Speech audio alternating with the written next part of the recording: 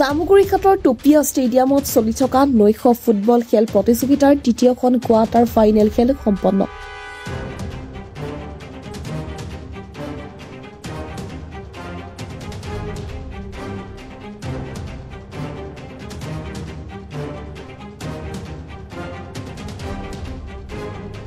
গুৱাহাটীৰ Chaygaon football club আৰু Assam police commando বাহিনী ফুটবল দলৰ মাজত তীব্ৰ প্ৰতিদ্বন্দ্বিতা। ছয়গাঁও ফুটবল ক্লাব 4-3 গলৰ ব্যৱধানত বিজয়ী হৈ ছেমিফাইনেলত প্ৰৱেশ। জামুগুৰিঘাটৰ টুপিয়া পাঁচগাঁও ক্ৰীড়া সংস্থাৰ সৌজন্যত টুপিয়া চিদানন্দ বৰা আৰু অৱনী প্ৰসাদ বৰা পুৰণি ৰাজ্যিক ভিত্তিত ট্ৰফি ও প্ৰাইজ মানি নৈশ ফুটবল খেল প্ৰতিযোগিতাখনিৰ তৃতীয়খন কোৱাৰ্টাৰ ফাইনেল খেল যোৱা নিশা অনুষ্ঠিত হৈছে। প্ৰায় 500 শতাধিক দৰ্শক ৰাইজৰ উপস্থিতিত সন্ধিয়া 6:30 বজাত আৰম্ভ হোৱা খেলখনত গুৱাহাটীৰ ছয়গাঁও ফুটবল ক্লাব বনাম অসম পুলিচ কামাণ্ডো বাহিনী ফুটবল দলৰ খেলুৱৈসকলে আকৰ্ষণীয় তথা সুন্দৰ খেল প্ৰদৰ্শন কৰি সকলোৰে মন জয় কৰে। তীব্ৰ প্ৰতিদ্বন্দ্বিতামূলক কোৱাৰ্টাৰ ফাইনেল খেলখনত গুৱাহাটীৰ ছয়গাঁও ফুটবল ক্লাবে 4-3 গলৰ ব্যৱধানত অসম পুলিচ কামাণ্ডো বাহিনী ফুটবল দলক পৰাজিত কৰি ছেমিফাইনেলত প্ৰৱেশ কৰে।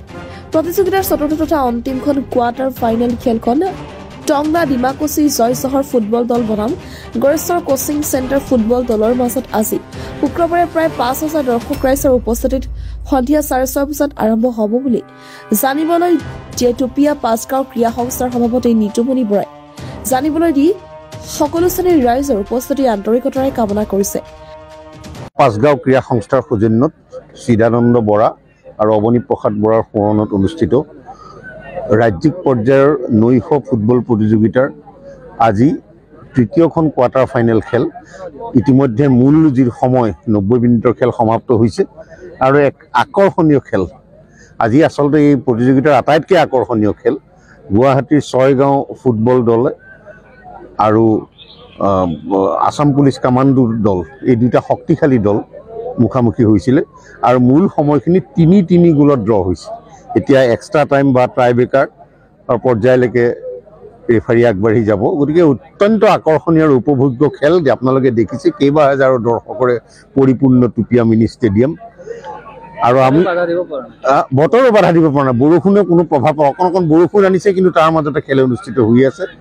অহা কালিলৈ অৰ্থাৎ আমাৰ এই বাতৰি প্ৰকাশ পোৱাৰ সময়লৈ এইটো আজি বুলি ক'ব লাগিব অৰ্থাৎ আমাৰ 19 ছেপ্টেম্বৰ